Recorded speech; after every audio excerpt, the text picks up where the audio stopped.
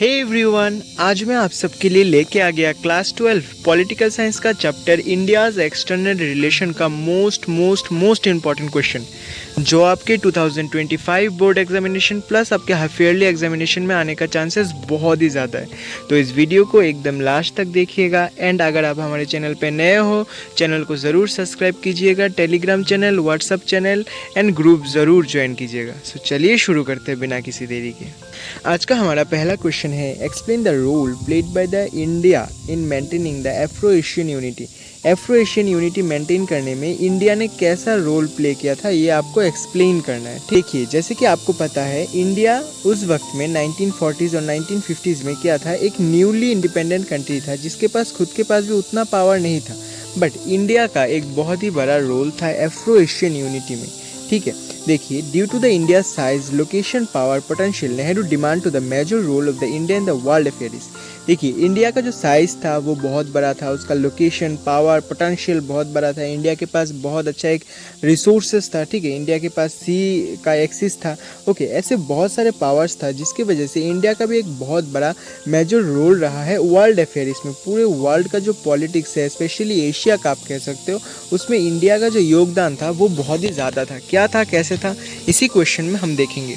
Under the Nehru leadership, ये देखिए जो नेहरू जी है, जो है ये देखिए जो नेहरू जी थे, नेहरू जी के लीडरशिप में इंडिया क्या था, India contest with the other newly emerged independent nation Asian Africa. ठीक है, देखिए नेहरू जी के लीडरशिप में India as a new independent country evolve हुई 1947 में। ठीक है, उसके बाद जैसे कि आपको पता है 1950s में एक स्टेबल गवर्नमेंट भी क्रिएट हुआ था, इलेक्शंस हुआ था। ठीक है, भारत देश में डेमोक्रेसी का एक बहुत ही बड़ा हमको चीज़ देखने को मिला, डेमोक्रेसी का बहुत ही बड़ा एक्सरसाइज हमको देखने को मिला 1950s के इलेक्शन के बाद। ठीक है, सो नेहरू जी ने यहाँ पे आप क्या कह सकते हो, एक बहुत ही इंपॉर्टेंट लीडरशिप रोल और इम्पॉर्टेंट रोल प्ले किया है इंडिपेंडेंट कंट्री में, जो पूरे वर्ल्ड को इंडिया का एक पोजीशन एंड पावर शो कर रहा था। ठीक है, 1940s एंड 1950s का जो टाइम था, जो नेहरू जी थे वो एक एडवोकेटेड करते थे। क्या एडवोकेटेड करते थे, एशियन यूनिटी। मतलब नेहरू जी चाहते थे पूरे एशिया के जितने भी कंट्रीज़ है, देखो एशिया में बहुत सारे कंट्रीज़ है। ठीक है, एशिया में बहुत सारे कंट्रीज़ है।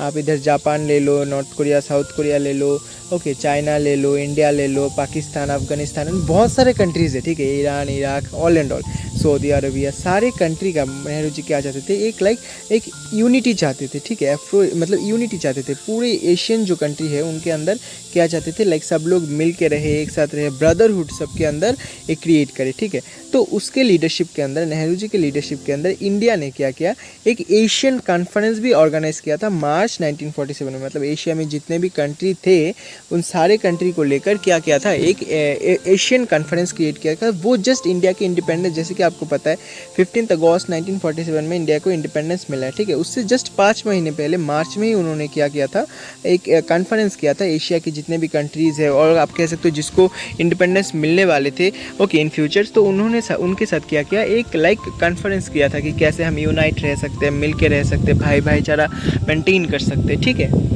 देखिए, India even made the efforts to support the liberation movements of the Indonesia to free it from the clutches of Dutch colonial rule by the converting an international conference in 1949। India ने 1949 में भी support किया था। किसको support किया था, जो Indonesia में जो मूवमेंट चल रहे थे, लिबरेशन मूवमेंट चल रहे थे, उसको सपोर्ट किया था। मतलब डच से मुक्ति देने के लिए, जैसे कि इंडिया को ब्रिटिश से मुक्ति मिला तो उनको डच से मुक्ति देने के लिए भी इंडिया ने कॉन्फ्रेंस रचे थे, बहुत सारे इंटरनेशनल उनको सपोर्ट दिया था। ठीक है, इंडोनेशिया को। आपका लास्ट पॉइंट जो एफ्रो एशियन मीटिंग था, ठीक है, वो इंडोनेशिया में ही हुआ था 1955 में। बैंगदुंग करके एक शहर है, जैसे कि इंडिया में बहुत सारे शहर है ना, दिल्ली, मुंबई, तो वहाँ का एक शहर है बैंगदुंग। वहाँ पे 1955 में एक कॉन्फ्रेंस हुआ था। ठीक है, जिसको स्पेशली बैंगदुंग कॉन्फ्रेंस भी बोला जाता है। तो ये एमसीक्यू भी पूछ सकता है, बैंगदुंग कॉन्फ्रेंस कब हुआ था, ओके, इसमें कौन कौन मेंबर्स थे, ऑल एंड ऑल। ओके, सो ये क्या था, it was a watershed in India's engagement with the newly liberated nation. तो ये आप कह सकते हो कि इंडिया का जो एशियन अफ्रीका में न्यूली लिबरेटेड नेशन था, उसमें जो इंडिया का जो पार्टिसिपेशन था वो भी ये शो कर रहा था। ठीक है, 2 मार्क्स के लिए भी इससे क्वेश्चन आ सकता है, 4 मार्क्स एंड 6 मार्क्स के लिए भी ये क्वेश्चन इंपॉर्टेंट है। तो आपको ये क्वेश्चन बहुत अच्छे से प्रिपेयर कर लेना है, इससे आपका 3-4 क्वेश्चन डिफरेंटली फ्रेम हो सकता है। ठीक है, तो इस क्वेश्चन को आप अच्छे से प्रिपेयर करोगे तो आपका बहुत सारा क्वेश्चंस प्रिपेयर हो जाएगा इस चैप्टर से। ठीक है, so what was the Tibet issue, how did it cause tension between the India and China. China administered Tibet since the time and the wanted control all parts with the China did in 1950s. देखिए, तिब्बत एक different part था, वो China का part नहीं था, but China हमेशा से मानते आ रहा है कि ये जो तिब्बत था वो चाइना का एक अभिन्न अंग था, ठीक है। तो 1950s में उन्होंने वहाँ पे अटैक किया, ठीक है, जिसकी वजह से जो लोकल तिब्बत पीपल थे उनको तो बहुत सफ़र करना ही पड़ा, एंड स्पेशली वहाँ के जो पॉलिटिकल लीडर और लाइक धर्मगुरु थे उनको भी बहुत सफ़र करना पड़ा। Tibet was the good friend. Tibet Bharat का हमेशा से एक गुड फ्रेंड रहा है, ठीक है, भारत का हमेशा एक गुड फ्रेंड रहा है, एंड चाइना भी पहले भारत का एक गुड फ्रेंड रहा था। उसके चलते चाइना ने भारत के साथ एक एग्रीमेंट साइन किया था जिसका नाम था पंचशील एग्रीमेंट, जो 1950s में ही साइन किया गया था, ठीक है। उसमें मेनली बोला गया था कि कोई भी देश, ठीक है, कोई भी देश अपने अंतरिम मतलब कोई भी देश अपने अंदर के जो मैटर्स है उसको लेकर दूसरे देश को डिस्टर्ब नहीं करेगा। फॉर एग्जांपल चाइना के अंदर कुछ होता है तो इंडिया उसमें कुछ नहीं बोलेगा, इंडिया में कुछ होता है चाइना उसमें कुछ नहीं बोलेगा। जब तिब्बत इशू हुआ तो इंडिया ने क्या किया था, जो दलाई लामा था उनको एजाइलम दिया था, जिसकी वजह से चाइना को गुस्सा आ गया एंड चाइना ने इंडिया पर अटैक कर दिया, जिसकी वजह से आप कह सकते हो 1962 में एक हमारे देश में वार हुआ था जिसमें इंडिया हार गया। इंडिया ने मेनली क्या किया था, जो तिब्बतियन माइग्रेंट्स थे, जो तिब्बत का जो मेन पॉलिटिकल लीडर और आप कह सकते हो लाइक धर्मगुरु थे, ठीक है, दलाई लामा, उनको एजाइलम दिया था, प्लस और जो जितने भी तिब्बतियंस थे उनको एजाइलम दिया था। आज भी देखो बहुत सारे ऐसे बुद्धिस्ट लोग हैं जो तिब्बत से बिलोंग करते थे, वो इंडिया के Delhi region and specially Himachal के धर्मशाला रीजन एंड बहुत सारे रीजन में आज भी बुद्धिस्ट लोग रहते हैं। स्पेशली आप देखो जो तिब्बत के साथ लगा हुआ है, मेनली आप हिमाचल, उत्तराखंड, अरुणाचल, सिक्किम, यहाँ पे देखो ज़्यादातर पॉपुलेशन तिब्बतियन है, तिब्बत से आए हैं, बुद्धिस्ट पॉपुलेशन है, ठीक है। ये भी चीज़ें हमको देखने को मिला है, ठीक है। क्वेश्चन नंबर 3 की तरफ, discuss any two major issues conflict between the India and Pakistan. मतलब ये इतना इंपॉर्टेंट क्वेश्चन है ना, मतलब इससे ज़्यादा इंपॉर्टेंट क्वेश्चन कुछ हो ही नहीं सकता, ठीक है। ये हर 2-3 साल में एक बार ना एक बार घुमा फिरा के पूछता है, ठीक है। यहाँ पे मेनली क्वेश्चन बहुत सारे पूछ सकता है, लाइक इंडिया और पाकिस्तान के बीच में रिलेशन बताओ, ठीक है, और लाइक इंडिया बांग्लादेश के बारे में कुछ बताओ, इंडिया बांग्लादेश का वार बताओ, इंडिया पाकिस्तान का वार बताओ, ठीक है, ऐसे जहाँ से ये क्वेश्चन पूछे जा सकते हैं, ठीक है। तो 1971 का जो वार है, ठीक है, वो मेनली इंडिया के साथ नहीं हुआ था, ठीक है, वो मेनली इंडिया के साथ नहीं हुआ था, उसका भी पूरा कंटेक्स्ट हम देखेंगे। तो देखो पूरा कंटेक्स्ट, जो पाकिस्तान था वहाँ पे होना था लोकल इलेक्शंस, ठीक है।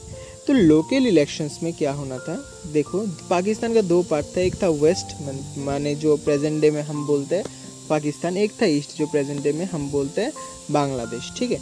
तो उस वक्त क्या हुआ था, उस वक्त जो इलेक्शंस हुआ था वहाँ में वेस्ट में मतलब प्रेजेंट डे पाकिस्तान में जुल्फ़िकार अली भुट्टो का जो पार्टी है वो जीत जाता है, but in case of the present day क्या होता है, मतलब प्रेजेंट डे का जो बांग्लादेश है वहाँ पे शेख मुजीबुर रहमान जो थे उनका पार्टी जीत जाता है, जो आज शेख हसीना के पिताजी है, आज जो प्रेजेंट टाइम में शेख हसीना के प्रधानमंत्री है, उनका जो फादर है, ठीक है, तो वो जीत जाते, ठीक है। बट ये जो जुल्फ़िकार अली भुट्टो थे, ठीक है, उनको ये चीज़ें मंजूर नहीं था, उनको ये चीज़ें लाइक वो ये चीज़ पसंद नहीं करते थे, वो नहीं चाहते थे कि लाइक बंगाली पीपल्स अपना पोजीशन रखे, बंगाली पीपल्स अपना सब कुछ, मतलब वो हमेशा से बंगालीज़ को लाइक हेट करते थे, बंगालीज़ को डोमिनेट करते थे, बहुत सारे बंगालीज़ को मार दिया था उन्होंने, मतलब लाइक कंडीशन बहुत बुरा था, ठीक है, आप इमेजिन कर सकते हो, ठीक है। सो इसके लिए क्या हुआ, देखो बहुत सारे ऐसे बांग्लादेशीज थे, सो इसके लिए क्या हुआ, बहुत सारे ऐसे बांग्लादेशीज थे जिन्होंने क्या किया, इंडिया में उठने लगे। As per reports more than 80 lakh Bangladeshis जो भारत में घुस गए थे, जिसकी वजह से ऑब्वियसली भारत सरकार को तो प्रॉब्लम हो गई। यहाँ पे 1970s में एक को खाना देना भारत सरकार के लिए मुश्किल हो रहा था, 80 लाख को कहाँ से खाना देगा, ठीक है। तो ये था एक बहुत बड़ा इशू, जिसकी वजह से ना चाहते हुए भी भारत को इस वार में 1971 के वार में पार्ट लेना पड़ा। भारत का सपोर्ट इसमें रशिया ने किया था, बट भारत के विरुद्ध भी बहुत सारे कंट्रीज़ लाइक USA था, ठीक है। तो यहाँ पे फाइनली भारत का जो इंडियन आर्मी है, ठीक है, इंडियन आर्मी उन्होंने पूरा जो पाकिस्तान का आर्मी है उनको एकदम घुटनों के बल गिरा दिया, ठीक है। एंड भारत की सरकार दैट मीन्स इंदिरा गांधी सरकार ने एज ए न्यू नेशन, ठीक है, बांग्लादेश को as a new nation, as a new independent country के रूप में जन्म दिया था। एंड प्रेजेंट डे में देखो तो बांग्लादेश भी फिर से एक पॉलिटिकल क्राइसिस में जूझ रहा है। आज के समय पे देखो तो शेख हसीना गवर्नमेंट वहाँ से हटाया दिया गया है स्टूडेंट्स प्रोटेस्ट के द्वारा, एंड वो फिर आज एक प्रोटेस्ट से गुजर रहा है। बट हमेशा तो ऐसा नहीं कि भारत सरकार ही उनको सब देगा, भारत सरकार ही सब करेगा, ठीक है। आपको भी खुद से डिपेंडेंट होना पड़ेगा, खुद से आपको अपने देश को प्रोटेक्शन करना पड़ेगा हमेशा। बांग्लादेश का अब देखिए, ये जो बांग्लादेश का वार था उसके कुछ कॉन्सिक्वेंसेस, ठीक है, उसका बहुत सारा कॉन्सिक्वेंसेस था, ठीक है, जिसके में देखो इंडियन आर्मी का जो पावर था, उन्होंने इंडियन आर्मी का जो एक पोजीशन था वो शो किया था। इंडियन आर्मी एक पावरफुल आर्मी के रूप में वहाँ पे शो हुआ। पाकिस्तान आर्मी को हारना पड़ा। पाकिस्तान को पता चल गया कि बाप हमेशा बाप ही होता है, मतलब इंडिया तो तुम्हारा पापा है ना, तो पापा हमेशा पापा ही होता है, ठीक है। तो यहाँ पे देखो ये चीज़ है। उसके बाद देखो जो इंदिरा गांधी था, ठीक है, उनके लिए भी एक बहुत बड़ा बेनिफिट था, क्योंकि इस वार की वजह से इंदिरा गांधी भी बहुत फेमस होगी, लोगों ने उनको अप्रिशिएशन दिया था, ठीक है। उसकी वजह से 1971 में जो इंडिया में लोकसभा इलेक्शन हुआ उसमें इंदिरा गांधी जीत गई थी। इंडिया का जो फॉरेन रिलेशन, मतलब दूसरे देश के साथ जो इंडिया का पावर था वो इंक्रीज़ होने लगा, इंडिया का फॉरेन रिलेशन अच्छा होने लगा। दूसरे देश भी इंडिया को एक अच्छा मित्र समझने लगे, पावरफुल कंट्री समझने लगे, ठीक है। ऐसे जो चीज़ें थे वो हो रहा था। Now our next question number 4, India's nuclear policy. देखिए ये क्वेश्चन भी बहुत इंपॉर्टेंट है। घुमा फिरा के सीबीएसई हमेशा ये क्वेश्चन पूछना पसंद करता है, तो इस बार भी ये क्वेश्चन आने का चांसेस बहुत ही ज़्यादा है। तो इस क्वेश्चन को भी आपको बहुत अच्छे से प्रिपेयर कर लेना है। इस क्वेश्चन में आज हम समझेंगे कि भारत का न्यूक्लियर पॉलिसी क्या था, एंड भारत ने जो न्यूक्लियर पॉलिसी अडोप्ट किया, कैसे किया, all and all this things, ठीक है। देखिए इंडिया का जो न्यूक्लियर पॉलिसी था वो एक बहुत ही इंपॉर्टेंट स्ट्रैटेजिक मूव था भारत के लिए। जो नेहरू थे भारत के प्रथम प्रधानमंत्री, वो बिलीव करते थे scientific and the technological development, but वो पीस भी चाहते थे। वो कभी भी atom bomb war, all and all ये चीज़ भी नहीं चाहते थे। देखिए पहली बार जो आइडिया ऑफ इंडस्ट्रियलाइजेशन था और जो न्यूक्लियर प्रोग्राम था, ठीक है, वो दिया था होमी जे भाभा इन 1940s, 1940 का जो समय था उस पीरियड में ही क्या होमी जे भाभा ने क्या दिया था, न्यूक्लियर जो स्ट्रैटेजी है भारत का, जो न्यूक्लियर पॉलिसी होना चाहिए उसके बारे में उन्होंने बताया था कि भारत को भी एक न्यूक्लियर पावरफुल कंट्री होना चाहिए। इसलिए नहीं कि हमको न्यूक्लियर अटैक करना है, इसलिए कि हमको दूसरे देश से अपने आप को प्रोटेक्ट करना है, ठीक है। इनिशियली नेहरू किया था डायरेक्ट न्यूक्लियर वेपन के अगेंस्ट था। देखो उनको साइंस टेक्नोलॉजी अच्छा लगता था, बट वो न्यूक्लियर वेपन्स अपने देश में नहीं चाहते थे, न्यूक्लियर एनर्जी अपने देश में नहीं चाहते थे। वो समझते थे कि पूरा दुनिया अच्छा है, सब अच्छे से रहेगा, बट एक्चुअली में ऐसा नहीं होता है। एक्चुअली में अगर आपके पास पावर नहीं होता, अभी के ज़माने में भी यही बात है, अगर आपके पास पावर पोजीशन नहीं होता है तो बाहर के लोग आपको धमकाएंगे, बाहर के लोग आपके ऊपर अटैक करेंगे, बाहर के लोग आपको नीचा समझेंगे, ठीक है। सो इसलिए हमको किसी पे अटैक करने के लिए नहीं, बट खुद के प्रोटेक्शन के लिए, खुद के सेफ्टी के लिए हमको न्यूक्लियर पावर रखना बहुत ज़रूरी था उस वक्त, ठीक है। तो इसलिए भारत ने क्या किया था, भारत ने न्यूक्लियर एडॉप्ट किया था। देखिए स्पेशली जो हमारा जो नाइबरिंग कंट्री था, चाइना था, उन्होंने भी न्यूक्लियर टेस्ट 1964 में कर लिया था। एंड जो दूसरे countries like US, USSR, UK, France, China, जो 5 जो यूएन के परमानेंट मेंबर थे, उन्होंने भी न्यूक्लियर वेपन अपने देश में रखा था, एंड उन्होंने भी न्यूक्लियर टेस्ट कर लिया था, ठीक है। एंड एक बहुत ही इंपॉर्टेंट बात, उस पीरियड में 1960s में क्या हुआ था, 1968 में एक ट्रीटी लाया गया, NPT, नॉन प्रोलिफरेशन ट्रीटी। उसमें क्या कहा गया, उसमें कहा गया कि ये जो 5 यूएन के परमानेंट मेंबर है उनको छोड़ के दूसरा कोई भी देश न्यूक्लियर बम नहीं रख सकता। देखो ये उन लोगों का एक स्ट्रेटेजिक था डोमिनेशन क्रिएट करने का, बट भारत ने इसको एक्सेप्ट नहीं किया, भारत ने इसको रिजेक्ट कर दिया। भारत ने बोला तो ऐसा होगा तो तुम लोग तो कभी भी हम पर अटैक करोगे, कभी भी हमको धमकाओगे, ठीक है, ऐसा हम नहीं मानेंगे, ठीक है। भारत के जो 1960s 70s में पॉलिटिकल लीडर थे वो इसको एकदम डायरेक्टली नो कर दिया। एंड इंडिया में फर्स्ट टाइम इंदिरा गांधी के समय 1974 में क्या हुआ, फर्स्ट न्यूक्लियर टेस्ट हुआ, ठीक है, फर्स्ट। उसके बाद सेकंड टाइम अटल बिहारी वाजपेयी के टाइम पे 1998 पे न्यूक्लियर टेस्ट हुआ, जिसकी मदद से पूरे वर्ल्ड को ये पता लग गया कि इंडिया एक कमज़ोर देश नहीं है, इंडिया के पास भी न्यूक्लियर एक्सचेंज, न्यूक्लियर पावर है, जिसकी वजह से कोई भी अगर इंडिया में कल अटैक करता है तो ऐसा नहीं कि इंडिया उसको छोड़ देगा, पूरा नक्शा से उस देश को मिटा सकता है इंडिया, ठीक है। तो इंडिया, मोस्ट रिमेंबर, इंडिया अपने पास न्यूक्लियर पावर रखता है, किसके लिए, खुद के प्रोटेक्शन के लिए, ना कि किसी देश में अटैक करने के लिए। एंड अब देखो दूसरा भी एक चीज़ है, ठीक है, इंडिया जो है वो हमेशा क्या करता है, नो फर्स्ट यूज़ पॉलिसी। देखो यहाँ पे 2 फीचर्स बताया गया है जो 2 मार्क्स के लिए क्वेश्चन पूछ सकता है। अगर 6 मार्क्स के लिए आता है तो आपको पूरा ये लिखना है, ठीक है, और अगर 2 मार्क्स के लिए आता है सिर्फ ये 2 पॉइंट्स आप लिख सकते हो। 2 features of Indian nuclear policy, पहला है नो फर्स्ट यूज़। इंडिया हमेशा नो फर्स्ट यूज़, मतलब हम पहले किसी पर भी हमला नहीं करेंगे। अगर कोई देश हम पर हमला करता है तो ही हम हमला करेंगे। आप कोई भी वार ले लो, आप 1962 का वार ले लो, ठीक है, आप 1999 का कारगिल का ले लो, ठीक है, उसके बाद जो भी ले लो आप, ठीक है, उसमें क्या देखोगे, उसमें आप देखोगे कि इंडिया कभी भी फर्स्ट अटैक नहीं करता है। दूसरा देश लाइक पाकिस्तान हो, चाइना हो, अगर वो अटैक करता है, इंडिया अपने खुद के प्रोटेक्शन के लिए अटैक करता है। इंडिया कभी भी डिस्क्रिमिनेटरी ट्रीटी को साइन नहीं करता, लाइक एनपीटी, ठीक है, नॉन प्रोलिफरेशन ट्रीटी। इंडिया कभी भी ऐसे टाइप की चीज़ों को सपोर्ट नहीं करता, क्योंकि तुम लोग पावरफुल बनोगे, हमको मार दोगे, ऐसा नहीं होगा। तो इंडिया क्या सपोर्ट करता है कि पूरे वर्ल्ड के साथ हम भी अपने आप को ग्रो करेंगे न्यूक्लियरली, ठीक है। So I hope you people understand. कोई भी दिक्कत आता है तो मैं बार बार कह रहा हूँ, हमारे इस वीडियो के डिस्क्रिप्शन बॉक्स में हमारा व्हाट्सअप नंबर दिया हुआ है, आप हमको मैसेज कर सकते हो, any kind of help and anything, ठीक है। Okay, next important question. Give the three suitable example that India being a staunch supporter of the decolonization process and the frame the opposition racism. मतलब ये question का answer दीजिए कि Bharat decolonisation and racism को support नहीं करता, मतलब like racism को सपोर्ट नहीं करता एंड कोलोनाइजेशन को सपोर्ट नहीं करता, ठीक है। तो ये क्वेश्चन है, बहुत ही इंपॉर्टेंट है। कैसे किया? All and all. देखिए, भारत हमेशा से ये जो कोलोनाइजेशन है उसको सपोर्ट नहीं करता एंड डिकोलोनाइजेशन प्रोसेस को क्या करता है, लाइक मतलब कॉलोनी, मतलब दूसरे देश में जाके कॉलोनी बनाना, दूसरे देश में जाके दूसरे देश को कैप्चर कर लेना, ये चीज़ें भारत कभी भी सपोर्ट नहीं करता। इन चीज़ों को भारत कभी भी अपने आप में नहीं रखता है, ठीक है। अब देखिए, पहला पॉइंट तो ये था। सेकंड पॉइंट है the period of India's independence. India का जो इंडिपेंडेंस पीरियड था, development, establishment, UN, nuclear policy, बहुत चीज़ों की वजह से इंडिया को झेलना पड़ा, ठीक है, उस पीरियड में। तो देखो, इंडिया हमेशा चाहता था एक इक्वलिटी बेस पर कंट्री क्रिएट हो, कोई भी लाइक डिस्क्रिमिनेशन ना हो, कोई भी ये वो ना हो।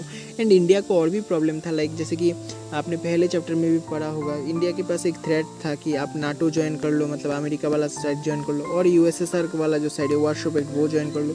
बट इंडिया ने इनमें से कुछ भी नहीं किया था, ठीक है। तो ये भी एक बहुत बड़ा लाइक था, जिसकी वजह से क्या हो रहा था, जिसकी वजह से इंडिया को लाइक इंटरनेशनली भी उतना लाइक सपोर्ट नहीं मिल रहा था, लाइक दैट, ठीक है।